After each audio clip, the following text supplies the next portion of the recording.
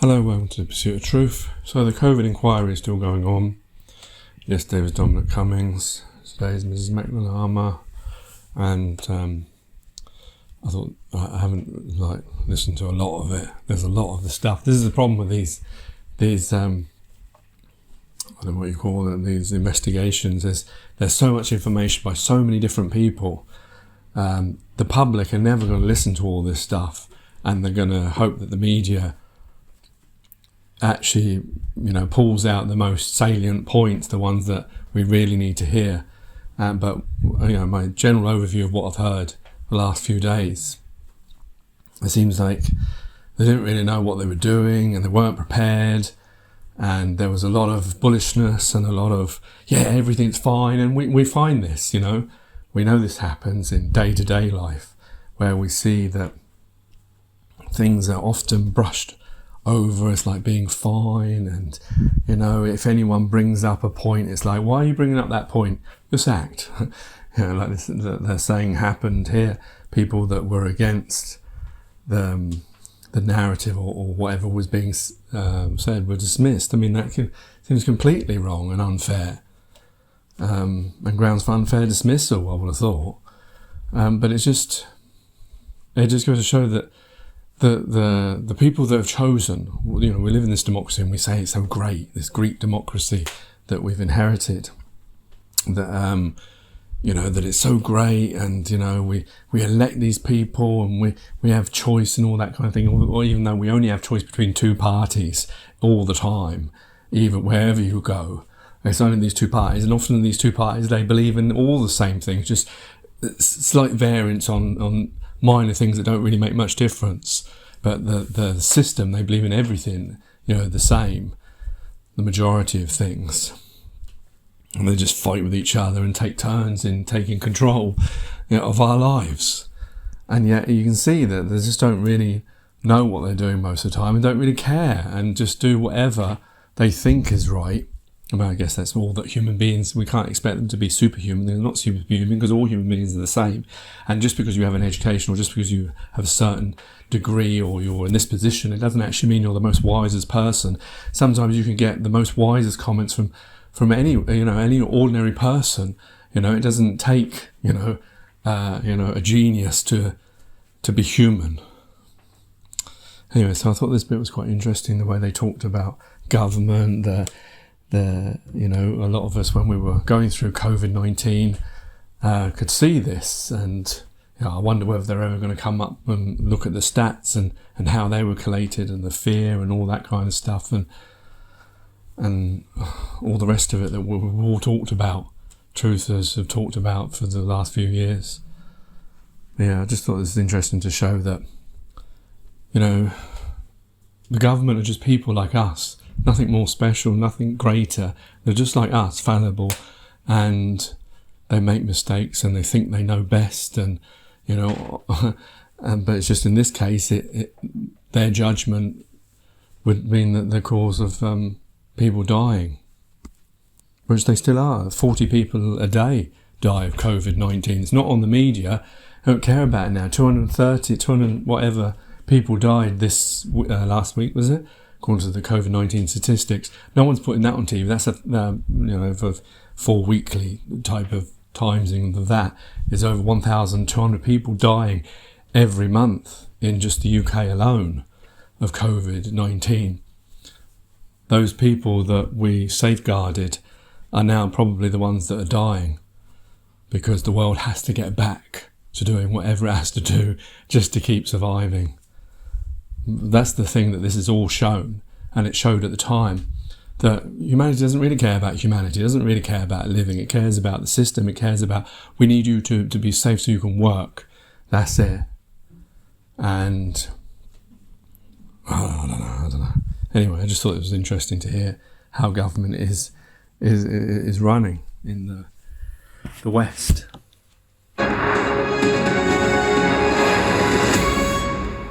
Good afternoon. The former top civil servant Helen McNamara has been given evidence to the Covid inquiry.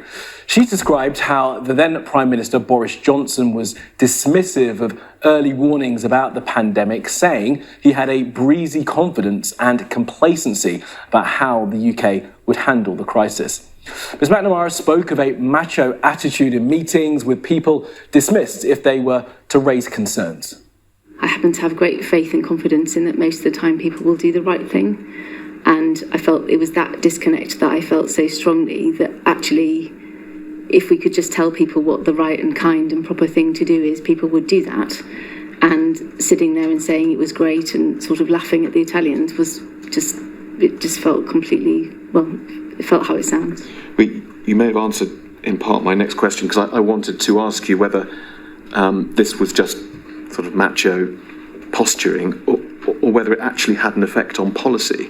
I think it would be quite hard for me to know, because there is a, you know, if you are in that sort of meeting with that sort of Prime Minister in that sort of environment, it's quite hard to be the person who injects a note of caution or says, I'm not really sure about this, or so I can't say that it wasn't, you know, I can't presume that because that's what I heard, that elsewhere there weren't also people saying, hang on a second. I imagine that there were, actually. It's whether they were heard or not that I think is the question. And I would say undoubtedly that the sort of unbelievably bullish, we're going to be great at everything approach is not a smart mentality to have inside a government meeting. Helen McNamara speaking this morning. Now, yesterday, Boris Johnson's former chief advisor, Dominic Cummings, was questioned about numerous foul-mouthed WhatsApp messages that he sent about his former colleagues, including Ms McNamara. Well, after accusing her of wasting his time, he wrote, I will personally handcuff her and escort her from the building. I don't care how it's done, but that woman must be kept out of our hair. We cannot keep dealing with this horrific meltdown of the British state while dodging stilettos from that expletive. Now, Ms McNamara was asked today about how she felt about that message and the wider treatment of women in the Cabinet Office. Having seen those messages, it was, you know, it's horrible to read, but it is both surprising and not surprising to me, and I don't know which is worse, actually. I think that he was frustrated with me at the time. I would absolutely own that. I would also say all I was doing was actually working in the service of the then Prime Minister. We have seen that Mr. Johnson was a participant in not just that WhatsApp group, but plenty of others where this sort of language, that sort of abuse was used. And drawing on your experience in the Cabinet Office, what is your reaction to what appears to have been his failure to try and stop that sort of language, that sort of attitude prevailing? It is just miles away from what is right or proper or decent or what the country deserves. Well, let's bring in our political correspondent, Tamara Cohen, who is following the Covid inquiry for us. Good afternoon to you, Tamara. So what have we heard this morning and a little bit this afternoon so far about the way that the government was dealing with the pandemic? Well, look, we've had 3 hours of evidence from Helen McNamara, who was the second most senior civil servant in government at the time. And I would say it was calm, it was thoughtful, and it was absolutely devastating about the toxic and macho culture she described in Boris Johnson's government in the run-up to the pandemic and the real-world consequences that had. She talked initially about the run-up to the first lockdown in March 2020, and she said the complete disbelief among Boris Johnson and the senior people around him that COVID was really going to be a crisis. She said Boris Johnson thought we'd be great at it. She said they were laughing at the Italian experience when COVID ripped through northern Italy, and we saw those devastating scenes from its hospitals. She said there was a failure to understand or interrogate what the scientific advice was actually saying about how the pandemic would take hold. And she said when things finally got serious and they asked the Department of Health for their pandemic plans, they found that there weren't any. This is where she describes the moment in March of 2020 when everyone's been off for half term and we heard not much of an update was given to the Prime Minister about COVID. The moment that she runs into Boris Johnson's office and tells them that this is now a moment of total disaster. I have come through here to the Prime Minister's office to tell you all, I think we're absolutely I think this country is heading for a disaster. I think we're going to kill thousands of people. As soon as I've been told this, I've come through to see you. It seems from the conversation you're having that that is correct. Give or take a few words, is it right that that's an accurate account? Yes. It's very striking. Yes. No doubt you can still remember that moment of realisation. Yes, it was horrible. So I think, you heard from Mr. Cummings yesterday. I think that, in effect, on either side of the link door, which is the door between Downing Street and the Cabinet Office, and my office was just above it, that we'd been sort of going through the same process, I think, in those previous 2 weeks, in the sense that there's just increasing concern that actually we were really radically in the wrong place. Well, she described a macho culture, and there's been plenty of discussion as well about sexism and women not being taken seriously tomorrow. Yes, yesterday we heard from Dominic Cummings, the Prime Minister's senior advisor, for several hours, and we heard some of his messages about Helen McNamara shared with colleagues, in which he said he wanted to handcuff her, get her out of our hair by any means. And it was put to him that he was being misogynistic. Now, Helen McNamara gave a sense of the context of those messages. She said both the Prime Minister and Mr. Cummings wanted to get her sacked.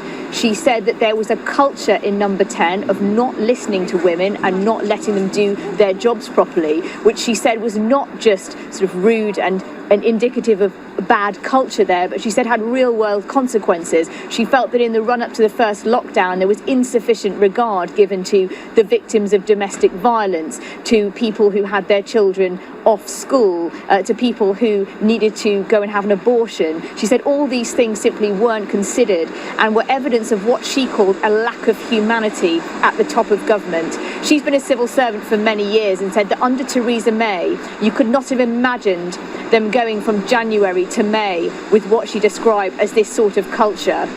Just before we took a break for lunch, she was asked about Matt Hancock, of course the Health Secretary at the time, and how at one point she asked him if he needed more support. She'd already suggested that he often, she said, didn't tell the truth when giving updates about the fight against COVID.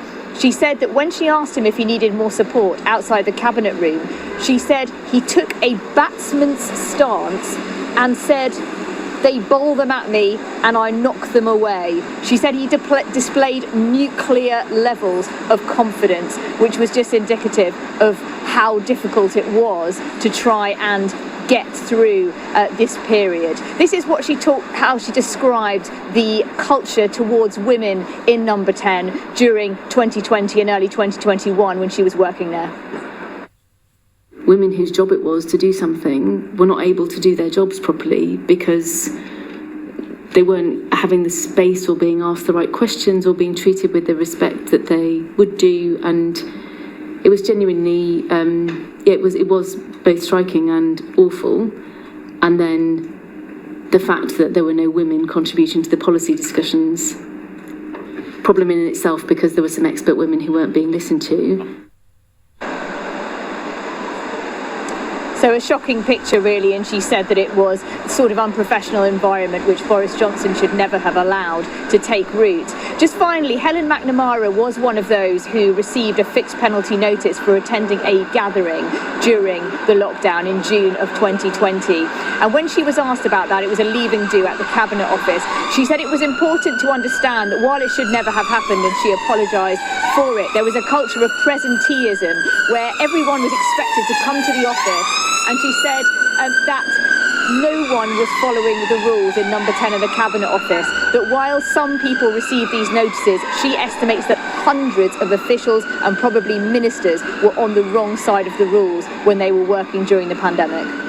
Evidence. All right, Tamara, for now, thank you for that. Well, let's take you live to the...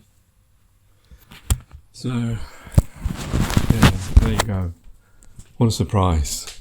What a surprise that it was like this. And we all said this at the time, that we questioned, how these ministers were all, making out it was fine and we were going to get through it.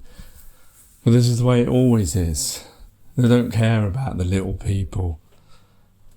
You see the misogyny still going on in the 21st century. Still. Nothing seems to have been sorted. All the things that we talk about all the time, racism, misogyny, sexism, all these different things, never get sorted. Human beings just failing to adapt.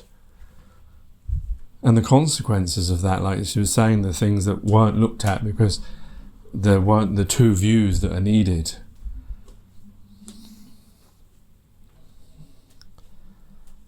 Oh no, it's just, there's no surprise really. And then yesterday, I think it was Dominic Cummings was quoting, I think it was in the notes of one of the, is it Sage, the ones that used to come on in the press briefings for Covid-19 with Boris Johnson and Matt Hancock, saying that Boris Johnson had once said something like, was it the elderly should just accept death or something like that, something round about that kind of sentiment.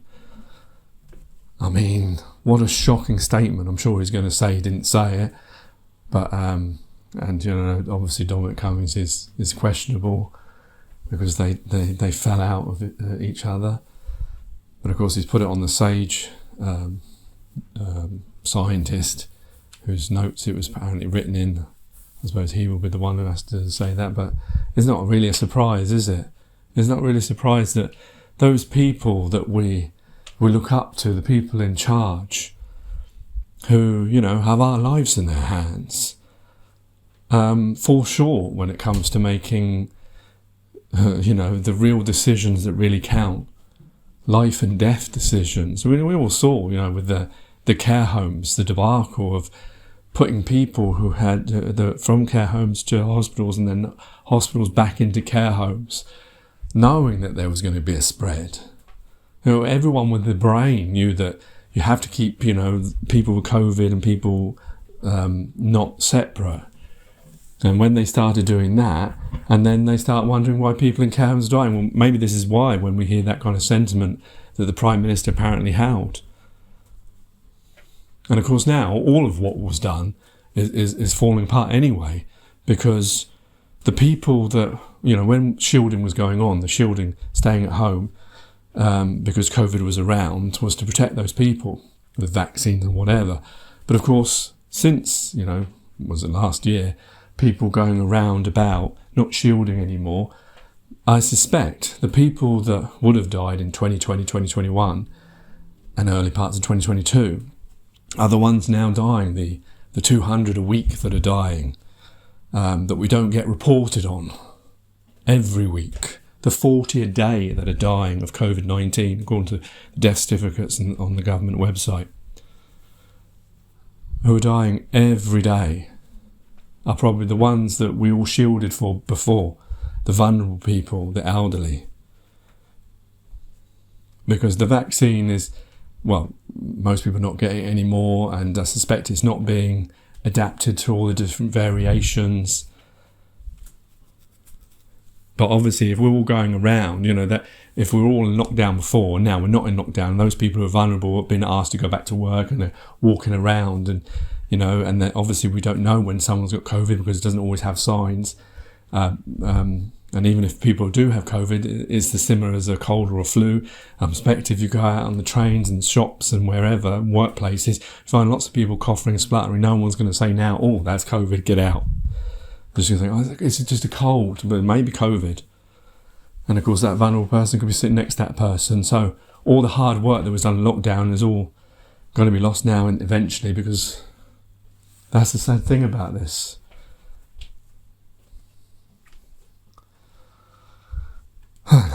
just I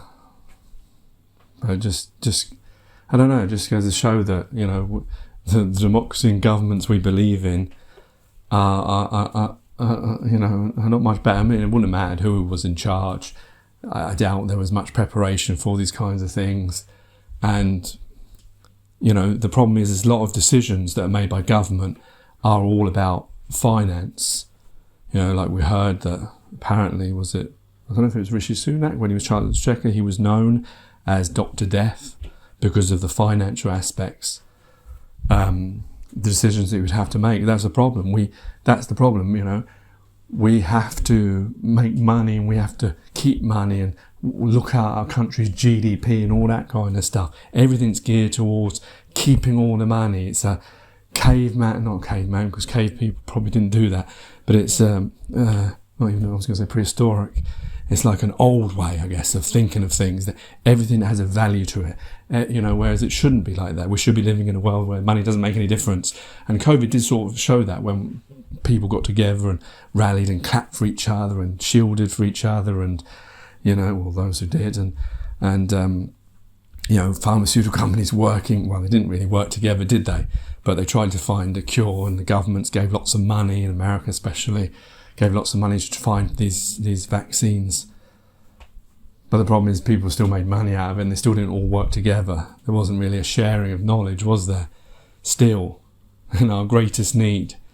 This is the problem, and these things, like all the things that we talk about in the pursuit of truth, whether it's Israel, Hamas, whether it's COVID, whatever it is, all these things will continue to happen while we keep the system in place, which divides us, just divides humanity. And, we found ourselves here on a place that has everything, and we put tags on it of money value on everything, which restricts humanity and restricts us and causes most of the suffering that we all have historically gone through. Until we understand that and change it, it's going to keep happening, isn't it?